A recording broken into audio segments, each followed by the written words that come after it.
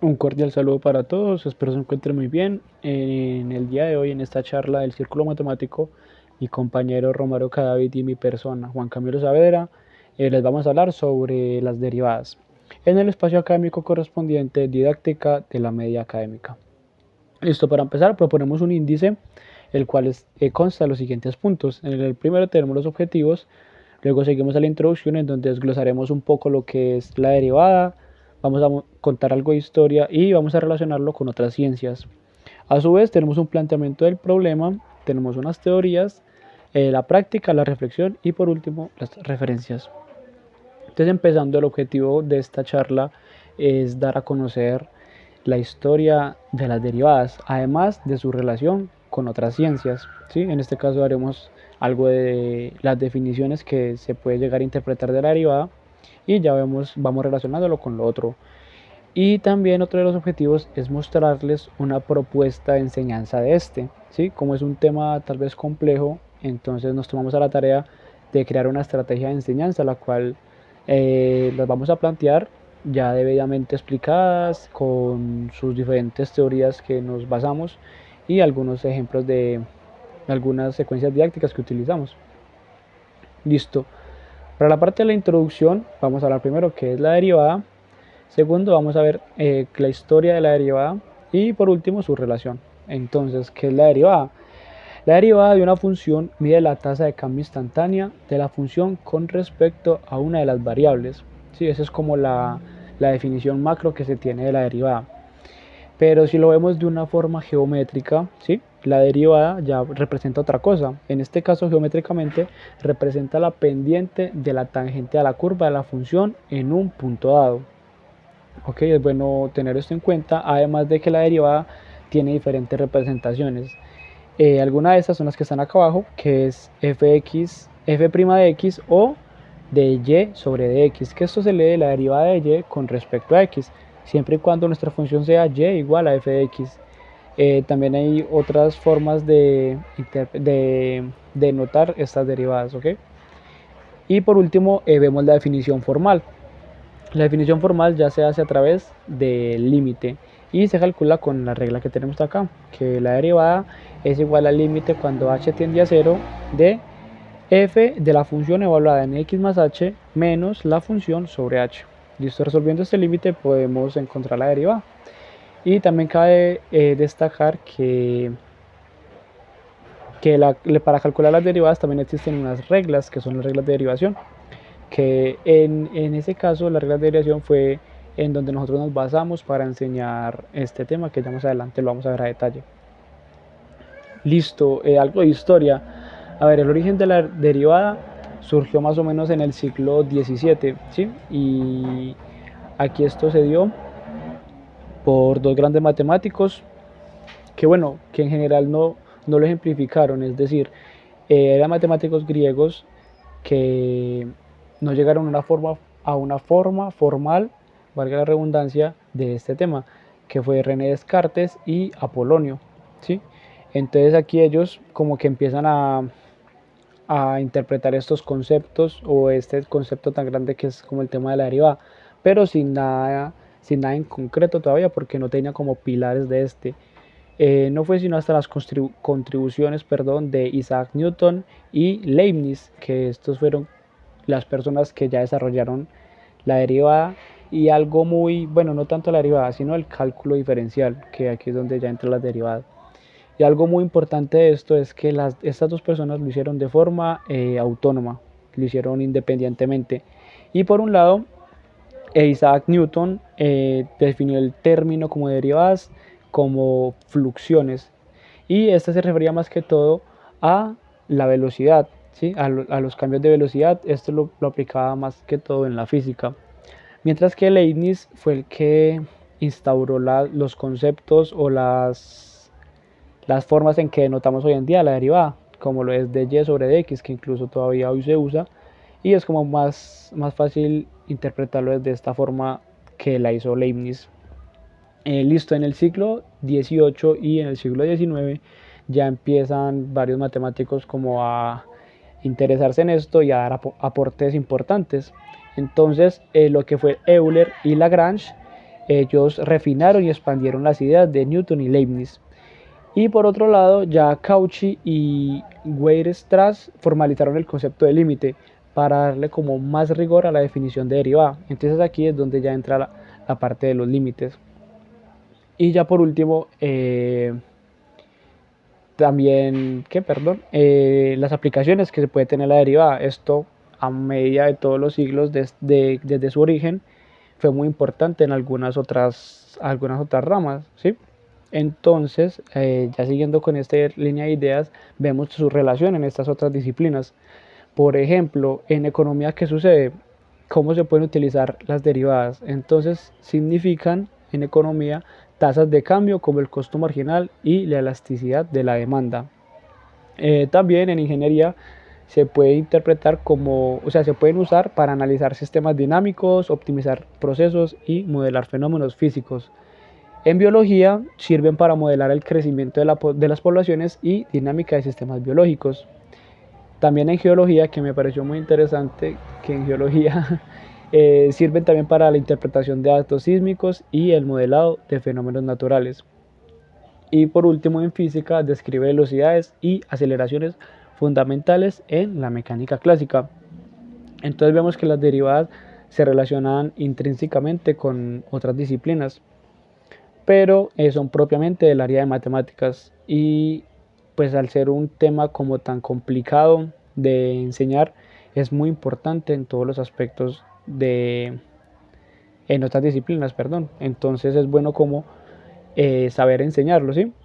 Entonces es por eso que nosotros proponemos nosotros al ver que era tan importante, encontramos una problemática en todo esto, ya que al ser un tema muy complicado de explicar, pues nos dimos cuenta gracias a nuestras prácticas o tal vez a nuestros compañeros de clase, que se les hacía un poco complicado entender este tema. Entonces por eso que continuando con mi compañero, él va a explicar un poquito de lo que nos basamos nosotros y lo que vimos nosotros para poder empezar a diseñar una estrategia de enseñanza. Listo. Ahora nosotros, ¿cómo identificamos que esto era un problema?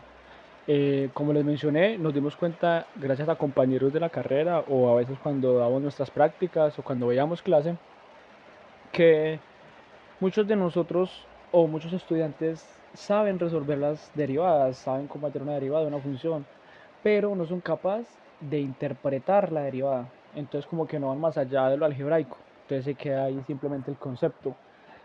Entonces cuando uno les pregunta como algo más allá, o cuando uno quiere saber algo más allá, no son capaces de dar respuesta o no somos capaces de dar respuesta. Entonces, ¿esto por qué se puede dar? Eso se puede dar por la enseñanza tradicionalista que se viene con este tema. Como les menciono, al ser un tema difícil, usualmente se enseña en el tablero, en una clase meramente magistral, en donde simplemente un profesor, no todos, claro está, no es una falacia generalizar, pero muchos de los profesores solo se basan de un libro y transcriben el libro en el tablero. Entonces esto se puede llegar a complicar un poquito porque no van más allá, entonces no buscan estrategias de enseñanza sobre este. Y pues esto puede, puede llegar a crear una inseguridad en los estudiantes pueden empezar a sufrir algo que se llama matemafobia, que por el nombre, como lo dice, es el miedo a las matemáticas, por el simple hecho de que tal vez al no entender un tema se van a sentir frustrados, y esto puede llevar a frustraciones más adelante en su vida académica y también, ¿por qué no?, en su vida personal. Entonces es como que la enseñanza de un profesor incide mucho en la vida profesional de los estudiantes o en la vida académica de los estudiantes. Entonces por eso nosotros buscamos rigurosamente unas teorías que nos ayudan a justificar nuestra estrategia de enseñanza, y a continuación mi compañero se las va a exponer. Continuando con el orden de nuestra exposición, hablaremos ahora de las teorías. La primera, la abstracción reflexiva, donde según Piaget las personas tienen tres niveles del conocimiento. El primer nivel es el intra, donde allí el estudiante o el alumno o la persona únicamente es capaz de realizar un concepto o únicamente es capaz de realizar como un proceso matemático. Es decir, si a un estudiante se le presenta la derivada de forma algebraica, únicamente es capaz de dar su solución de forma algebraica, es decir, no hace una representación gráfica de ello, o si se le da el concepto de forma geométrica, únicamente es capaz de interpretar geométricamente lo que sucede allí con la derivada. Es decir, no hay una conexión entre lo algebraico y lo geométrico, que es el caso contrario de lo inter. En el inter ya el estudiante relaciona un concepto con el otro, es decir, se le puede dar una representación gráfica de la derivada y él tiene una idea de cómo es capaz de desarrollar la forma algebraica del proceso. O el caso contrario sería que se le entrega la forma algebraica de la derivada y él es capaz de realizar una representación gráfica de ello, o una representación geométrica. Ya en el nivel trans, el estudiante es capaz de realizar como procesos mentales y pasa de una representación a otra sin ningún tipo de problema. Es decir, está en lo algebraico y no hay ningún problema si se le cambia por el proceso geométrico, ya que el estudiante es capaz, gracias a sus representaciones mentales, de lograr de pasar de un proceso a otro. Ahora, continuando un poco con la representación semiótica de Duval, lo importante allí es que Duval menciona que como las matemáticas no son un objeto tangible, nosotros tenemos la necesidad de hacer una representación gráfica o por lo menos representar lo que sucede analíticamente. ¿Cómo es eso?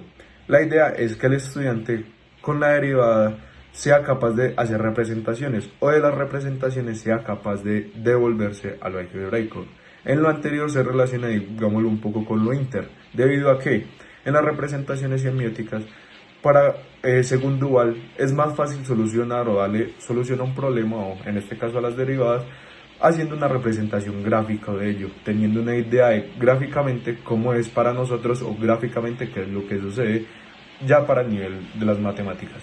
Y por último tenemos el aprendizaje significativo de David Ausubel, donde David menciona que los estudiantes o los alumnos aprenden debido a sus conocimientos previos, es decir, con base en la experiencia de los mismos estudiantes ellos van a construir otros conceptos. Por ejemplo, para las derivadas es importante los límites, entonces los estudiantes son capaces de construir las derivadas gracias a que ya tienen el conocimiento previo de los límites. El estudiante se vuelve como autónomo de su propio conocimiento, qué pena, y es capaz de construir conceptos. Entonces, es de allí donde David menciona que el estudiante no necesariamente recurre como digámoslo, bibliografía o no necesariamente requiere un tutor, sino que él con sus propias bases, con lo que ya sabe previamente, es capaz de construir nuevos conceptos. Ahora, yendo un poco a la práctica, tenemos que en el primer nivel vamos a hablar de las reglas de derivación. ¿Cuáles son las variables allí? Pues bien, tenemos como todo aquello que son el cálculo de derivadas, el proceso para calcular derivadas. ¿Cómo lo vamos a hacer? Pues nosotros en nuestra estrategia planteamos que a través de unas fichas realizadas en cartón paja, nosotros vamos a entregar todas las reglas de derivación sin incluir la regla de la cadena. ¿Por qué? Porque la regla de la cadena es nuestro segundo momento, ya hablaremos más adelante de ello.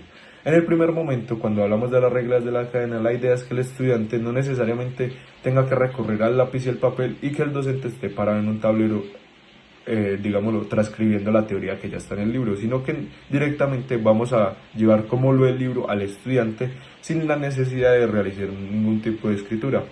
Esto debido a que buscamos que el estudiante no necesariamente gaste como más tiempo, no necesariamente gaste más tiempo de concentración, digámoslo así, para estar escribiendo en su cuaderno para luego calcular derivadas. No, buscamos que el estudiante tenga la idea, comprenda cómo funciona la regla de la derivación en el caso que estemos trabajando y sea capaz de llevarlo a la solución. ¿Cómo es esto? Esto es un trabajo articulado donde con las fichas buscamos que el estudiante identifique todas las reglas de derivación y luego a través del circuito que ponemos allí, él es capaz de darle solución a diferentes derivadas. Continuando con el segundo momento anteriormente mencionado, vamos a hablar ahora de las reglas de las cadenas. Existen unas cajas que se llaman cajas matrioscas, como las muñecas rusas, donde cada una contiene una más pequeña. Es decir, las cajas matrioscas, como en las muñecas, hay una caja más grande, una caja un poco más pequeña y otra caja así más pequeña hasta llegar a una caja más pequeña. La idea es que con esto el estudiante comprenda mejor el proceso de la regla de la cadena, debido a que nosotros como futuros docentes hemos notado que para los estudiantes en algunas ocasiones se les olvida derivar la función que está contenida en la otra. también en nuestros compañeros del programa notamos que esto sucede. ¿Por qué? Porque siempre derivamos como la función que contiene a la otra y se nos olvida derivar la que está contenida. Esto, ¿por qué sucede? Bueno, pues en algunos casos podría ser porque el estudiante no recuerda muy bien el proceso o no recuerda muy bien la regla, o en algunos otros casos simplemente es descuido o necesariamente o no necesariamente es como un proceso en el cual el estudiante afianzó muy bien el conocimiento. ¿Qué pasa con las cajas? Bueno, en las cajas es muy fácil, o digámoslo, es un poco más entendible debido a que cuando se mueven las cajas se nota que en el interior está todavía una caja un poco más pequeña contenida. ¿Esto qué significa? Que el estudiante no ha terminado la derivada a resolver. Entonces, cuando nosotros realizamos este proceso, las cajas en su tapa tienen un acetato, donde el estudiante va a ir copiando la función, es decir, el estudiante tiene que identificar la función más grande o la función que contiene la otra y debe escribir su función y la derivación. Y luego debe sacar la caja que está en el interior, nuevamente identificar la función a derivar y derivarla. Y así el proceso hasta que termine con su derivada.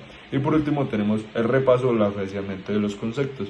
Allí buscamos que a través de videos o contenido audiovisual el estudiante se afiance de todo aquello que de pronto él considere que tenga la necesidad de hacerlo. No necesariamente el estudiante tiene que recurrir a los videos, porque puede suceder en el mejor de los casos que el estudiante con los dos anteriores pasos ya tenga el concepto muy claro o tenga el concepto en la forma que no requiera los videos o el contenido audiovisual, pero para los estudiantes que de pronto lo requieran, pues tenemos una serie de videos muy explicativos donde hay una representación gráfica. No necesariamente es lo algebraico, recordemos, no necesariamente es solamente lo analítico, sino que también es lo gráfico. Es por ello que recurrimos al contenido audiovisual para que el estudiante note como las diferencias que hay de las derivadas. Es decir, cuando estamos calculando la pendiente de una recta tangente a una curva, entonces que el estudiante logre identificar qué es lo que sucede en qué punto. Si variamos el punto, qué sucede con la recta. Si de pronto la derivada no dio en el punto que lo necesitábamos, entonces qué está ocurriendo en lo algebraico, o de pronto la representación gráfica no la hicimos como corresponde. Es por eso que recurrimos a estos videos y a este contenido audiovisual.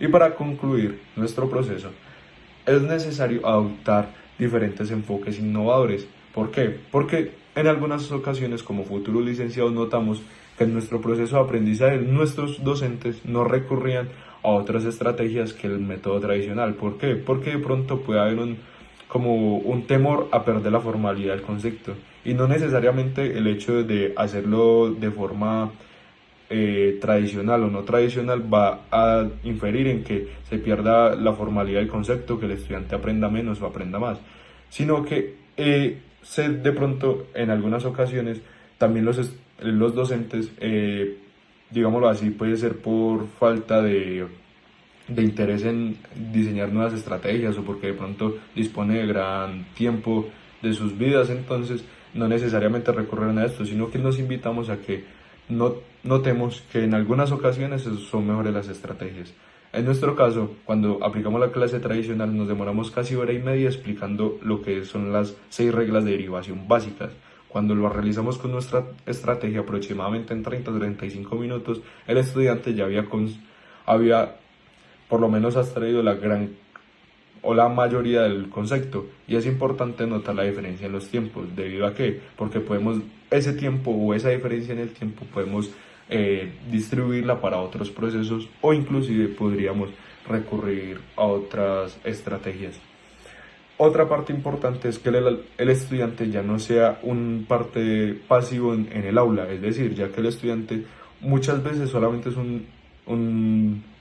digámoslo, como el ente receptor, sino que el estudiante tiene que ser como más interactivo en su propio proceso de aprendizaje, ya que notamos que cuando en el círculo matemático el compañerismo y el proceso de realizar como el circuito y ver que competían entre ellos mismos, esto genera como un proceso en el cual el estudiante como al notar que hay una competitividad, el estudiante como que se apasiona más y se interesa más por aprender.